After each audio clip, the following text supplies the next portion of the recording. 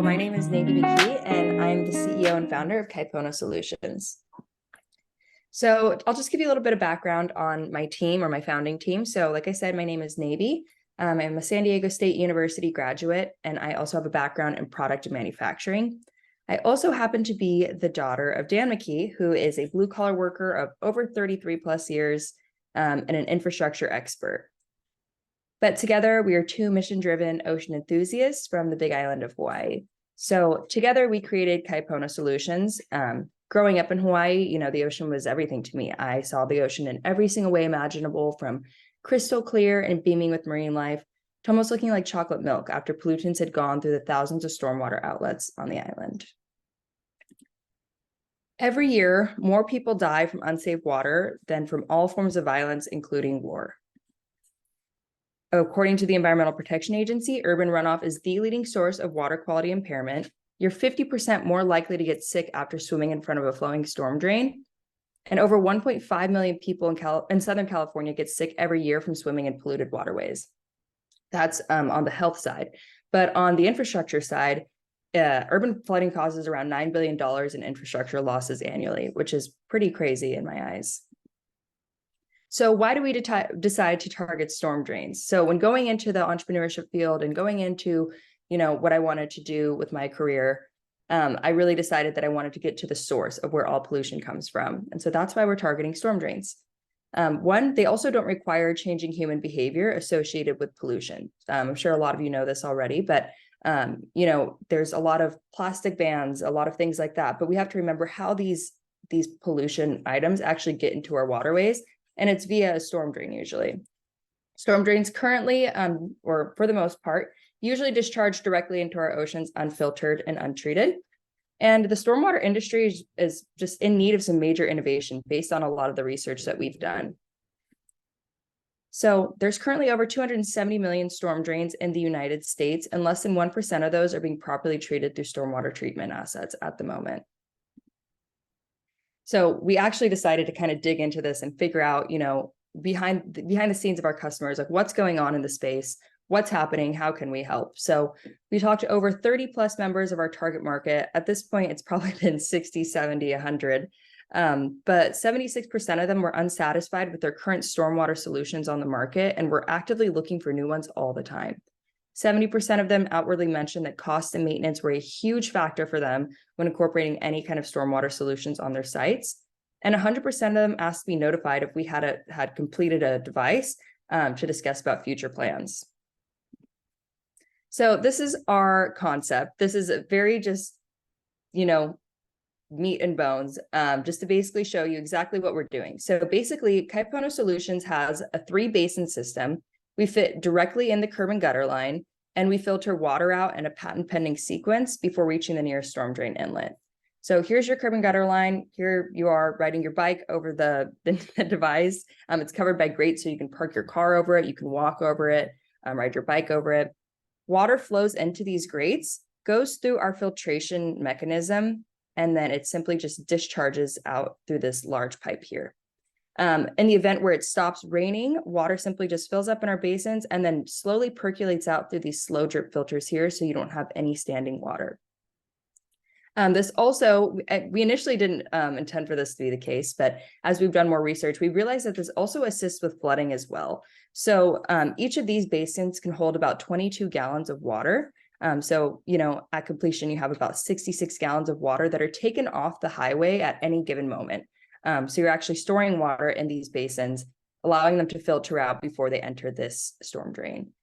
It's also a great second line of flow as well. If this initial storm drain gets clogged with, a large branch, anything that might clog that initial storm drain, we actually allow this second line of flow for water to go through.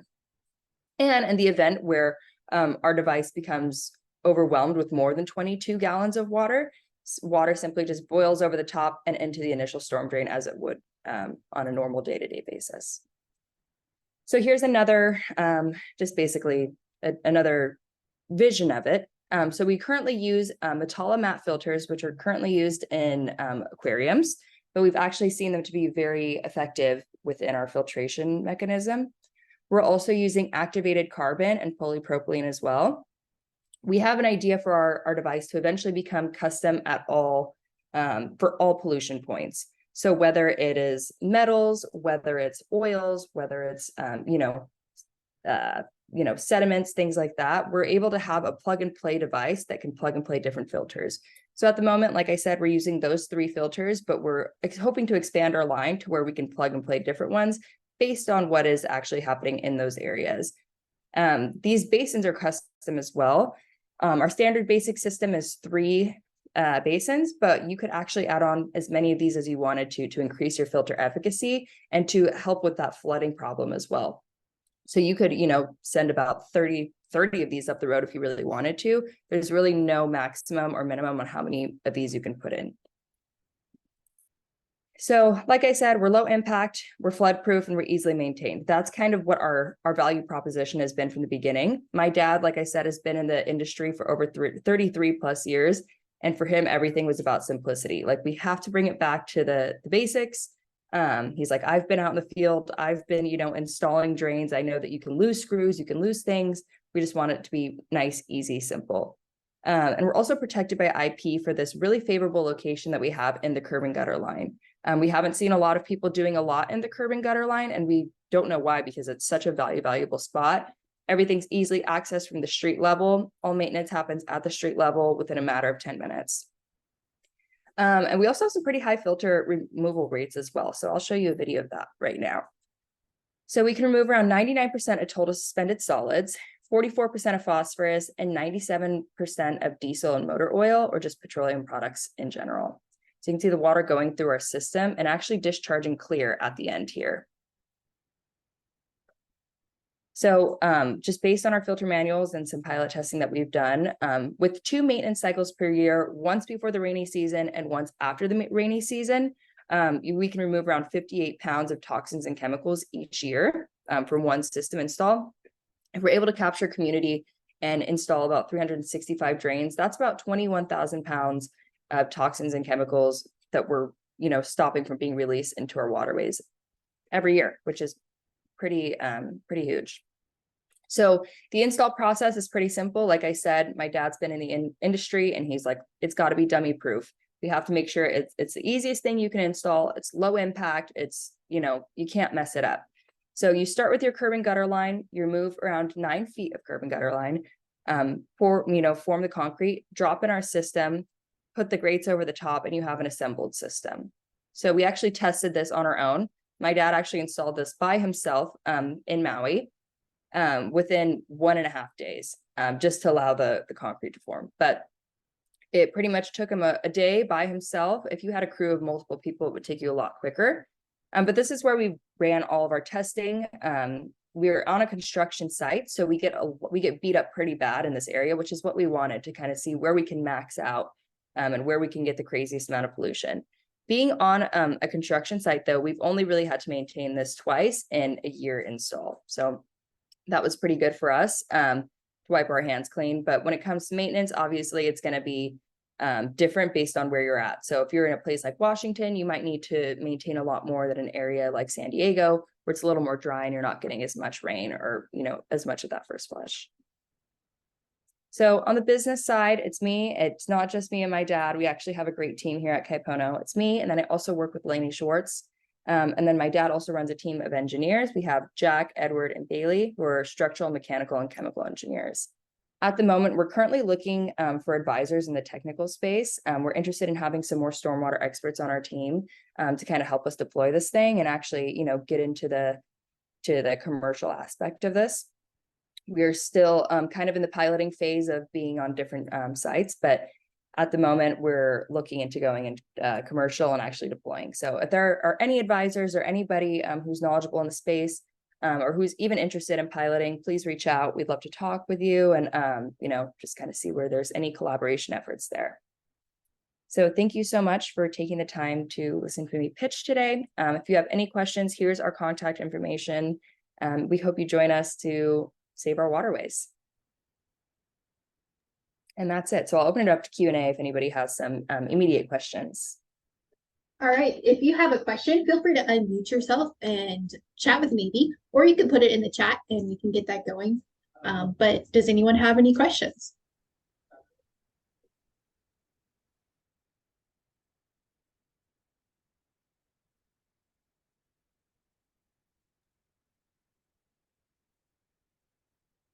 Looks like there aren't any immediate questions. If you're thinking of anything, feel free to do that. We do have several more workshops coming up for the remainder of today and the rest of this week. We have one of our keynotes, which is happening at 10 o'clock, which is what to expect when you get inspected. So be sure you're registered to attend that. But thank you to Navy, this great workshop and amazing new BMP option. You can follow her on social media or contact her. But any final thoughts, maybe, while we're giving people a chance to come up with questions? I had a question. This is Monica in California. May I ask a question? Yes, of course. Have you installed this on a city street? And if so, what was the maintenance required per year? Yeah, so we have not installed any on any city streets yet. We've been all private as far as where our pilots are. But that's kind of in the process of what we're trying to do now is get onto a couple of port facilities and then within a couple of cities as well.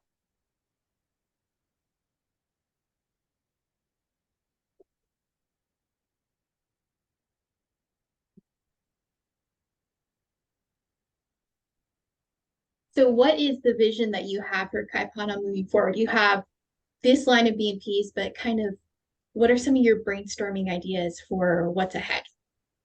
Yeah, so what's ahead for Kaipono? So we obviously have this version 1. There's something that we've been in the works of.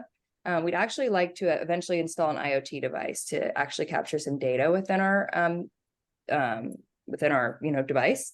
So basically what we want to do is install an IoT device that captures information on flow rates, contaminants, and maintenance cycles associated with each and every install. So instead of having to go out and maintain, all 100 storm drains, you could actually just maintain the ones that are being dinged for maintenance. It would also help municipalities and ports or any of our customers actually figure out what exactly is on their property sites. It would help them know like what's going through their systems. I know a lot of just individual facilities deal with a lot of TMDLs or being on things like that, but we want to be able to help reduce that and minimize that by having the IoT device that will kind of say which contaminants are going through, so people aren't being dinged for having copper runoff when they don't even release any copper. And then also being able to, like I said, capture flow rates as well. When I had started the company, this is mostly for my own good. When I had first started the company, I was looking into a simple Google search, like what is the average flow rate that goes through a storm drain? And obviously that differs based on different grades and things like that, but I could not find the information anywhere. So I want to have more easily accessible information to stormwater and just the statistics around it. A lot of it at the moment is very engineered. So a lot of, equations and things like that, but we want to have some just simple stormwater data so that people are, from the general public are more aware of what's going on in our stormwater world. Fantastic. Are there any other questions for Navy? If not, feel free to just reach out through my email or my website or anything like that. We check them frequently. We're just really interested in getting to know more people in the space, open up to more pilot opportunities. And like I said, maybe bring on some advisors or anyone in the space who's interested in giving us some feedback or helping us kind of head in the right direction. So if you're interested in doing any of that, please reach out. I would love to talk to you. And we're just excited to kind of bring a new modern approach to the stormwater industry and just kind of bring something new and fresh.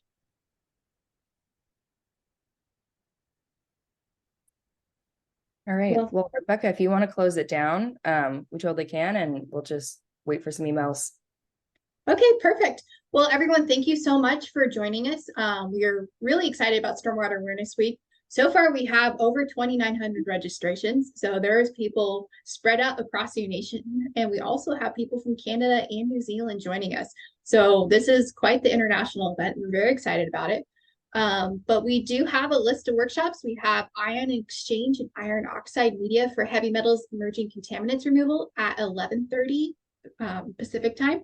We have a passive treatment technologies, the power of polyacrylamide at 1 p.m. We also have a QSD field boot camp 101 also at 1 p.m. and erosional control BMPs versus passive treatment at 3 o'clock. So you can join all of those from the links in the registration emails that are sent to you from our website. But we have a great line of workshops this week. We're so glad you joined us today, and we hope you enjoy the rest of the week. So thank you, everyone, and thank you, Navy.